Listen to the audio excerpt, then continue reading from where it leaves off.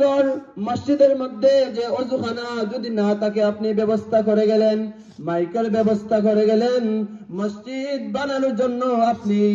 জায়গা ওয়াকফ করে দিয়ে গেলেন, বা এরকম ভাবে মসজিদের যা কিছু প্রয়োজন হয়, আসবাব হয়, আপনি এরকম ভাবে দুনিয়া তাকিয়া আপনার যেরকম ভাবে আপনার সামর্থ্য আছে এরকম ভাবে যদি আপনি বানাইয়া তুইয়া যাইতে পারেন, তাহলে এটা হবে আপনার জন্য সদকায়ে জারিয়া। যদি এরকম কোন বাবা, মা বাবা, দাদা দাদি, কোন নিকটাত্মীয়রা এরকম ভাবে সদকা করে যেতে পারে, তাহলে কবরে তাকিয়া সর্বদা তার সওয়াব পাইতে থাকবে। এরকম ভাবে সদকায়ে জারিয়া হলো আপনি একটা মাদ্রাসা বানাইয়া গেলেন, মাদ্রাসা রাখিয়া গেলেন, চাই পুরুষ হোক মহিলা হোক, আপনি একমাত্র আল্লাহ রাব্বুল আলামিনকে রাজি আর খুশি করার জন্য আপনি মাদ্রাসা বানাইয়া গেলেন, রাখিয়া গেলেন, অথবা আপনার সামর্থ্য অনুযায়ী মাদ্রাসার কিছু জায়গা দান করে গেলেন, এরকম ভাবে মাদ্রাসার কোন জরুরত আপনি পূরণ করে গেলেন, এরকম ভাবে আপনি কোন নেককার সন্তান যাতে হয় বনে মানুষের মতো মানুষ হয়, যাতে 5 ওয়াক্ত নামাজ পড়তে পারে, এরকম কোন তালেবে ইলম যদি তালেবে ইলমকে যদি আপনি রাখিয়া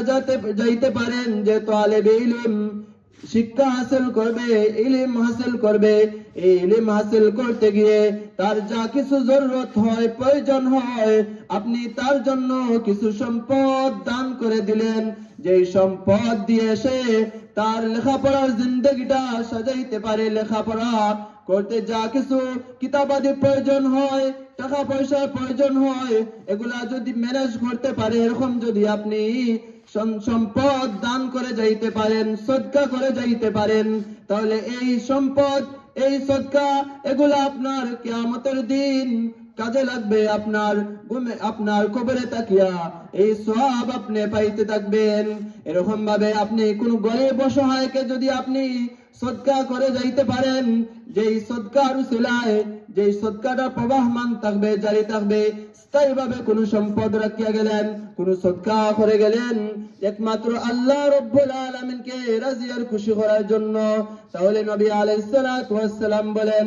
যেদিন কবরে আপনার দুনিয়ার জিন্দেগি শেষ হয়ে যাবে, সমস্ত আমল বন্ধ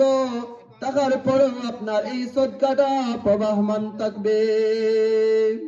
2 নম্বর হলো আও ইলমিন ইউনতাফাউ বিহি, এমন ইলম যে ইলম দ্বারা মানুষ উপকৃত হয়, যে ইলম দ্বারা আপনিও উপকৃত হবে, আপনার ফ্যামিলিও উপকৃত হবে, দুনিয়ার মানুষেরাও উপকৃত হবে। এমন ইলম যদি আপনি অর্জন করতে পারেন, তাহলে এই ইলম আপনার দুনিয়াতেও কাজে আসবে, আর বিশেষ করিয়া আপনি যখন দুনিয়া থেকে বিদায় হয়ে যাবেন, আখিরাতেও কবর জিন্দেগিতে আপনি সওয়াব পাইতে থাকবেন। দেখেন, লক্ষ্য করিয়া এই দেশের মধ্যে কত উলামায়ে কেরামগণ আছেন, এরা দ্বীনি শিক্ষা অর্জন করছেন এবং একজন আরেকজনকে এরকম ভাবে শিখাইতেছেন, যে এই শিক্ষার ব্যবস্থাটা শুরু হয়েছিল আমাদের নবী, শ্রেষ্ঠ নবী মুহাম্মদুর রাসূলুল্লাহ সাল্লাল্লাহু আলাইহি ওয়াসাল্লামের জমানা থেকে। নবী আলাইহিস সালাতু ওয়াস সালাম আল্লাহর কালাম শিক্ষা দিয়েছেন, যেই কালামটা আল্লাহ রাব্বুল আলামিন মানুষদের হেদায়েতের জন্য নাজিল করেছিলেন নবী আলাইহিস সালাতু ওয়াস সালামের উপর। আর নবী আলাইহিস সালাতু ওয়াস সালামকে দায়িত্ব দেওয়া হয়েছে আল্লাহ রাব্বুল আলামিনের এই কোরআন মানুষের নিকট পৌঁছাইয়া দেওয়া। কোরআনের যত বার্তা আছে, যত নির্দেশ আছে, যত আমল আছে,